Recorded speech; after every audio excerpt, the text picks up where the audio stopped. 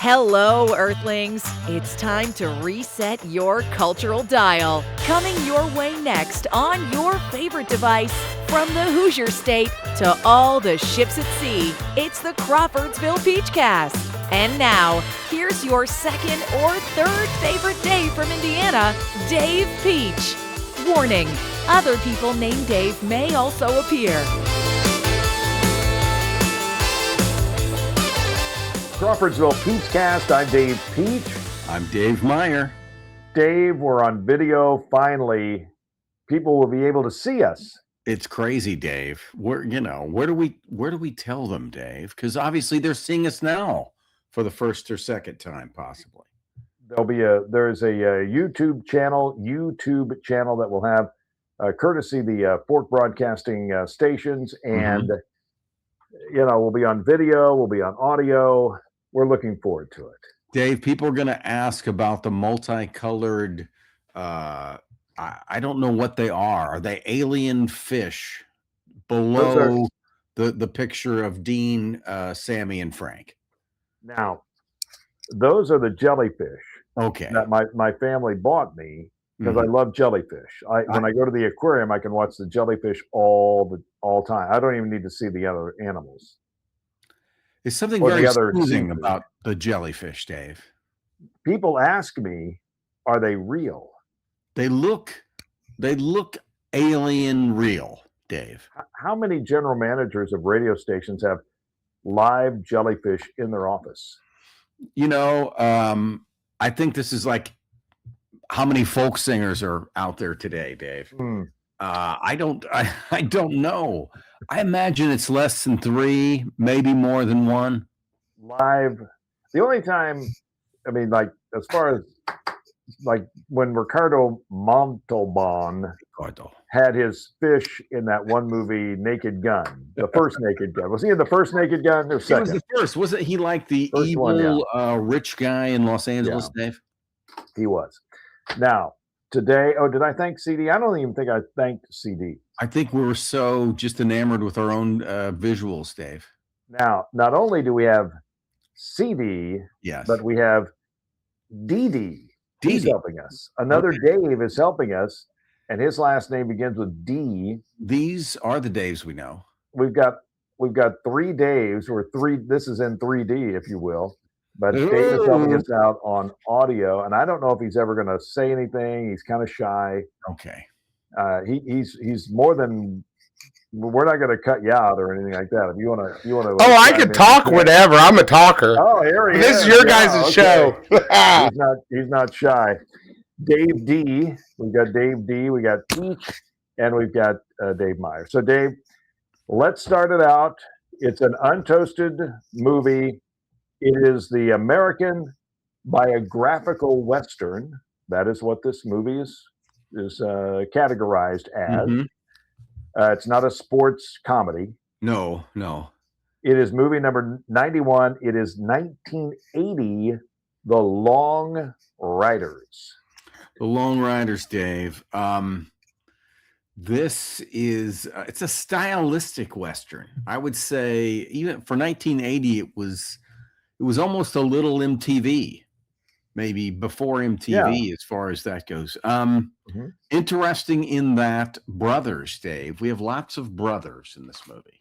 Not 3, but 4 brothers. 4 brothers that we know of. So, and a guy named Harry Carey Jr. Right. And there's maybe multiple people, and we don't know if anybody's actually, there was a Carey in there, and they just naming their kids Harold. And then they were 15, they remembered, hey, I can go by Harry.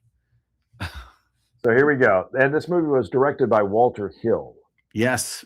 One of our perennials, Dave. He did Extreme Prejudice, and he'll actually be the director. Well, he is actually the director. Is he still alive? I don't think he is. I think he is, but I'll have to check that. He's old. Okay. We don't want to check because we want to just keep flowing. This is the new. Keep it going. This is the new Crawfordsville Peachcast. We don't look things up on the internet. We don't do that. Walter Hill knows if he's alive or dead. And right. And if he's listening, he can talk to us about it. Really 84 years old, still with us. Thank you. And he is the director of our next movie, Streets of Fire. which actually has, I think, a female with more than 5 lines in it. So yes, I don't know. Pretty, it's pretty good for us, Dave. Yeah, Pretty not good. too bad. Not too bad. Yes. Who is the lady in Extreme Prejudice? The female. I think it was Maria Conchita Alonso, Dave, Thank which I you just very like much. to say. And that was with Nick Nolte and the guy in Powers Booth. Powers Booth, yeah. Not the guy in Men in Black. No, That's but Tommy Lee. That's Tommy Lee, but Rip Torn was also, and he kind of feels, and Rip Torn's in both. So here we go. The 3 primary brothers. We've got the Carradine brothers. We got David as Cole Younger and Keith as Jim Younger. Oh, I'm sorry. Yeah, we got Robert as Bob Younger. We got 3 Carradines. We got 3 Carradines. It is kind of thundering out there right now. So, and then we got the Keaches. Now, James Keach, he gets lower billing, but he did play Jesse James in the movie. Yeah, he played Jesse. Interesting haircut, Dave. Not really sure. Kind of, I don't know. Interesting haircut, but Dave, a menacing stare. He did. His haircut was kind of reminiscent of like Andy Travis in WKRP, but apparently the program director's like cut. Program Dave. director. You look just like a program director in Cincinnati. Not a cold-blooded robber, assassin, whatever. And then we had Stacy Keach as Frank James. Yes, his brother. In Frank seemed to be the, I guess, the cooler head of the brothers. Then we had the Quaid brothers and Cousin Eddie, who was in another movie. He was in, what was that one we did, The Last Picture Show? Oh, yes. Early on in the career of Randy Quaid. That'd have been Randy Quaid. And he played Clell Miller. Yes. Of the Miller brothers. Yes. Who rode with the younger James gang. We'll get to what's in this movie after we talk about Dennis Quaid. Ed Miller, who has a short stint in the movie by the brother standards. Yeah, just a couple of cameos. He's kind of they kind of parse him throughout as a way to move things along, but you kind of he never really gets a lot of respect. In fact, I think the most respect he gets, Dave, is when he's in jail and he basically says, "I'm not going to turn on him." No, kind of like that mafia thing going on. Yes. Then we got the Guest brothers, Christopher and Nicholas. Christopher is Charlie Ford, and Nicholas Guest is Bob Ford. And oh, by the way, Bob Ford in real life is the man who shot Jesse James dead. Yes. In fact, there was a movie made where it was the assassination of Jesse James by the coward Bob Ford, which is a very long title, Dave. And the guy that shot, I kind of looked at some history. The guy that shot the guy who shot Jesse James was like a hero, and 7,000 people signed a petition to get him out of jail, and he became quite the hero for shooting the man who shot Jesse James. Yes, Jesse James had his fans. Jesse had quite a the surrounding territory was full of supporters. So this American biographical Western chronicles the James Younger Gang, which kind of sounds like a yacht rock band. It does, Dave. The James Younger Band. Hey, sailing on a blue sky. Exactly. Feel good tonight. Yeah, here they are, the James Younger Band. But Jesse James, let's see, we've got an original soundtrack by Ry Cooder. And he's like a John Lee Hooker guy. Would that be correct to say, or John Prine, or that kind of Americana? He's kind of an old instrumentalist that has played on a lot of like Americana, and this is probably, I'd say, the music. So marketable Americana music. Yeah. Yeah, he's not exactly tearing up the billboard, Dave. I'm sorry. You might have noticed. You're an Americana fan. I'm sorry. I will say this. I know. But this, I will say, for this movie, I'm not making Taylor Swift money. Let's put it that way. I mean, no, the music helps the movie. I'll say that. Yes, it does. And I understand Ry Cooder did the soundtrack to our upcoming movie, Streets of Fire. Really? He did? That's what I saw. Okay. You can check that out. To be Maybe I determined. will. This movie had a budget of $8 million. It made $15.8 million. Okay. So there's a little bit of a animosity or a little bit of a resentment Yeah. because this was called a turkey, and it's pretty good to be a turkey. Right. The movie we did last time, Find Me Guilty. Yeah. That movie was horrible. Yeah, that was This movie was actually very entertaining, yes. and it had women of extremely high character Yes. in it, and it had guns, it had cool clothes, it had horses, Yeah. it had banks, it had trains, it had honor among thieves. And can you imagine the guy or gal Mm-hmm. that handles the gun things on a movie in this particular movie? I mean, they had a very hard job, and a job that, I mean, I can't imagine keeping track of all those guns and all the guns that were firing repeatedly in the gun scenes in this movie. Especially, they would have to be like ancient or built for that use. And then obviously they've got to be, they're not full of bullets, they're full of blanks, but there's a lot of gunplay, a lot of different guns, Dave. Now, I looked at this movie, and I'll you can kind of chime in here. The acting, I say, excellent. Yeah, I really, I was a fan of David Carradine from the TV show Kung Fu. I never really got into I know he was in Kill Bill with Tarantino. I never watched the Kill Bill movies. Okay. But this, he's a really good Cole Younger. And I think the Carradine brothers in general, to me, they're, even though obviously Jesse James, the more renowned, notorious outlaw, feels like the younger that's more of the backbone of the story. And it's good to know, and it's good to, tell people that there are 3 Carradine brothers out there. There are 3 in here, and there may be more on the streets at the time, Dave. Hey, I say the characters are very interesting, unlike Find Me Guilty, where I'm just cheering for the movie to end. Yeah, these characters are interesting. Even the feckless Pinkertons or whatever, they were interesting. They were more and the one guy, the main Pinkerton guy, he plays it perfectly. What is Pinkerton? They were a private detective agency. Again, this was long before the FBI existed. And in this particular territory and part of Missouri, there wasn't really a lot of law and order, let's say, that was, in that particular area.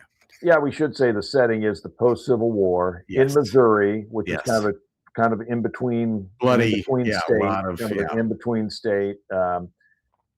Certainly not the marquee battles that you had in Pennsylvania and Virginia and all that good stuff. But it was.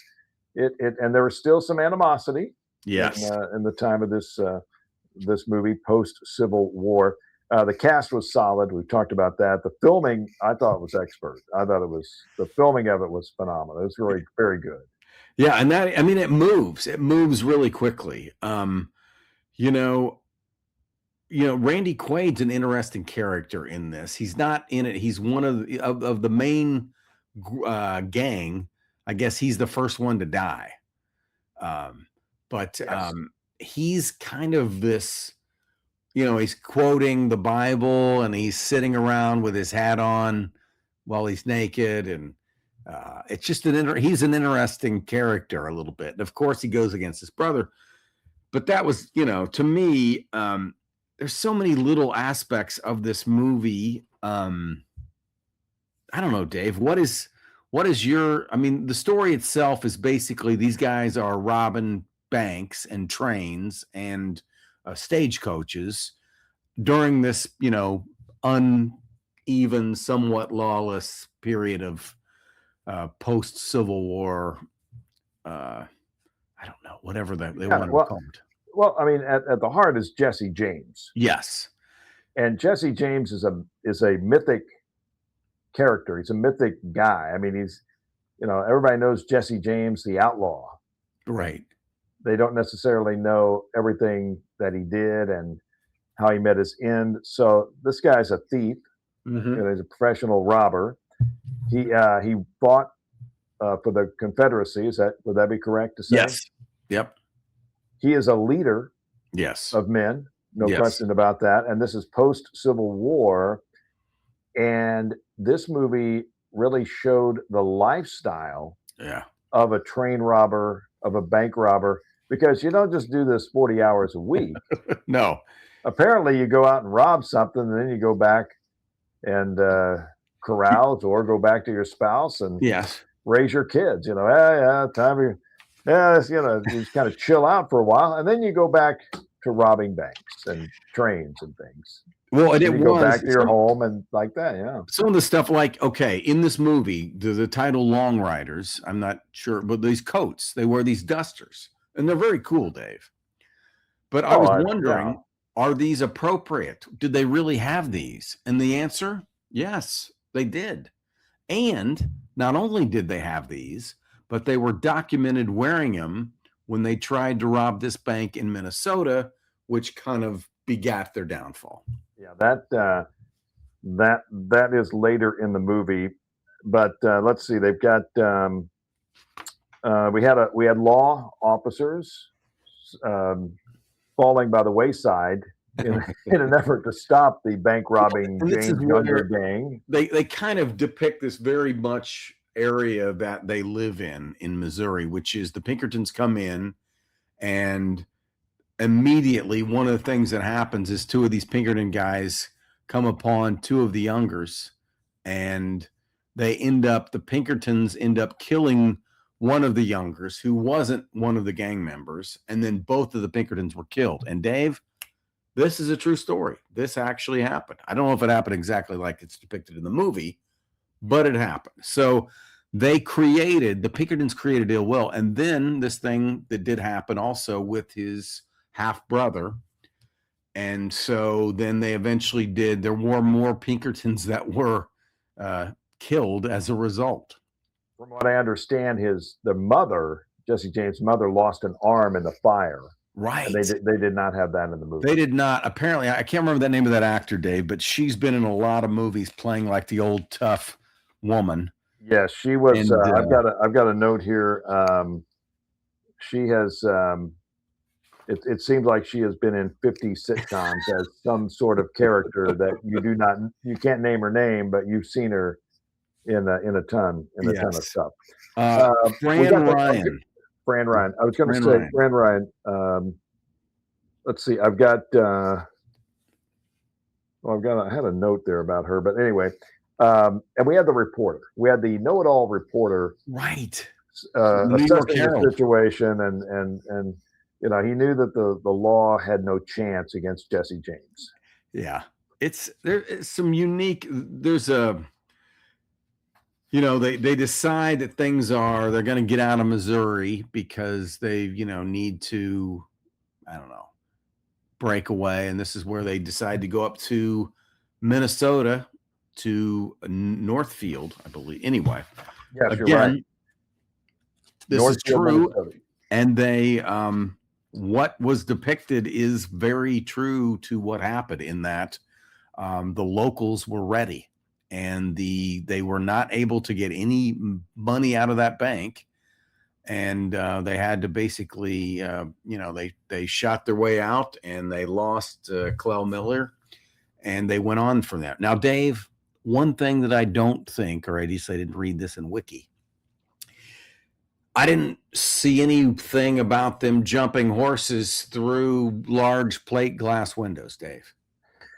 Or running over the Missouri River or whatever river that was. Right now, but I mean, here's my favorite. I mean, they have this scene. Not only did they jump in the plate glass, but they jumped out of them on the other side. And this is what George Hill, the director, talked about. He says the most difficult sequence is where the horses jump through the glass. Here's what he says, Dave. They trained for weeks, making them do the jump without the glass. Once they are conditioned, they put the glass in. And then he says, Dave, it's a big surprise to the horses, so they'll only do it once. So then they had to get a second set of horses for the second jump. Man, were horses injured in this? Boy, Dave, it's okay. Here's the other thing I want to bring up, not to besmirch anything, but I would say nowadays, Dave, if this happened in a movie, people would be upset about, because I didn't see anything about this being this, that no horses were harmed, no animals were harmed during this movie. I don't know if they could say that, Dave, because if you're making horses jump through glass, I feel like somebody's going to get hurt. Not to mention the dead pigs when the one guy got killed, hiding them out. That was, they shot the farmer with the great accent. And then you see the dead pigs. Yeah. I think that was just to scare us. A couple of interesting credits. I love Harry Carey Jr. I'm not sure exactly who he was in the movie. And then there was James Whitmore Jr. Right. He was Mr. Ritzley. Mr. Ritzley. Pamela Reed played Belle Starr. Okay. And Fran Ryan, as you mentioned, Fran Ryan, Mrs. Samuel, but which is actually the second, she remarried or something. Jesse James' dad must have died or run off or something like that. The Pinkertons, Where is Missouri? All we got to do is get home. And then, as you mentioned, the Minnesota, the road trip hits a snag, gun battle on the way. You talked about jumping through the glass. Jesse and Frank are okay though. They're fine. Yeah, amazingly. And they had at different times they'd both been shot, but they were pretty good shape getting out of here. And they say to the people that are left behind after the disastrous bank robbery, we've got to leave. We've got to ride. Yeah. So they gave them a copy of the home game and some mallow cups on the way out. I don't know if you knew that or not. A joke. You know, Johnny Gilbert turned 98. He's the he's the announcer on Jeopardy. Oh my! And he is a man who has been paid to say mallow cups on national TV. So I salute you, Johnny Gilbert. And that was a long way to go. That was a long way to go for that. But I like it, Dave. I like it. You know, this is an entertaining movie. It moves. It's 99 minutes long. Yeah. I think it, I looked at the clock. Dave has a hard out here in about 3 minutes, but go ahead. Oh, I'm going to be late, Dave. Okay. Go ahead. No, when I watch this movie, it's entertaining. The line that they asked George Hill something about what's your strategy, and he said keep the jokes funny and the bullets real, and that's pretty close to what I think they got done. My thing that this spurred, because the movie's good but it's not great, because it kind of goes to this climax and then it kind of keeps going, and then he gets shot, and then the last thing is basically Frank taking Jesse's body for a funeral. And that's kind of the way that goes. It got me into looking at, okay, how long did any of these guys live and what happened? And as an example, because there's a line in the movie when they're trying to get the younger brothers to talk about the James brothers, when they've already got the youngers and they're already they're in the hospital, but they're in prison. Yeah. And he says, we played a rough game and we lost. And that's in the movie. Actually, pretty close to the quote that Cole Younger said. He said, "We tried a desperate game and lost. We're rough men and will abide by the consequences." And I got to say, I'm with you on this.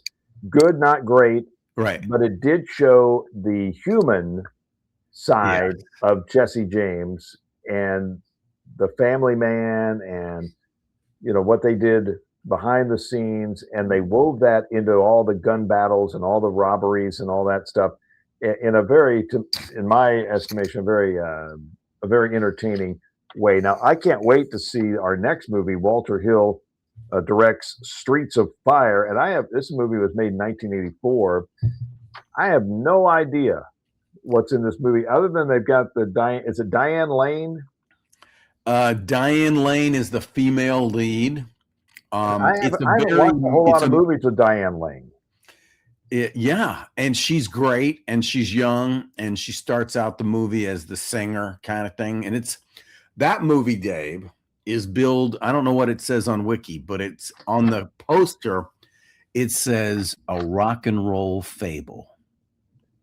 What is the movie Diane Lane was in like 1978, 79? We'll have to get into that.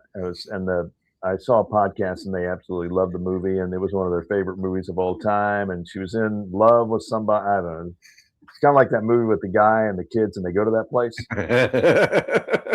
This is a movie where a young girl falls in love, and it's one of those. You can probably figure it out. I'm looking forward to Google that. Yeah, Dave, I have one little postscript on this, which is the Cole Younger thing. He actually was paroled. He eventually went to prison. He became a librarian in prison. He was paroled in 1901, and he wrote a book basically about being a Confederate Avenger. Okay? It gets better, Dave. And this actually ties back to an earlier Peachcast Untoasted movie. Are you ready? I'm ready. Dave, he and Frank James were in a Wild West show together. Oh, my. How about that? Kind of like the movie with Bruce Willis. Oh, True Grit. Got it. Remember, she walks up to the two gentlemen. Oh, that's right. Yes. And they're in the movie. They're in the show? Actually, Jay, yes, they were for real. Frank James and Cole Younger toured with this Wild West show. Now, wait, Dave, it's not over. Okay. So again, obviously not them in the movie, but right, not in the movie, but the real playing Cole. them in the movie. Yeah. So he and Cole. Now, Frank James lives till 1915. Frank dies in 1915. 1916, Dave, Cole Younger dies. But before he dies, he's baptized. He becomes a Christian. He repents for his life of crime.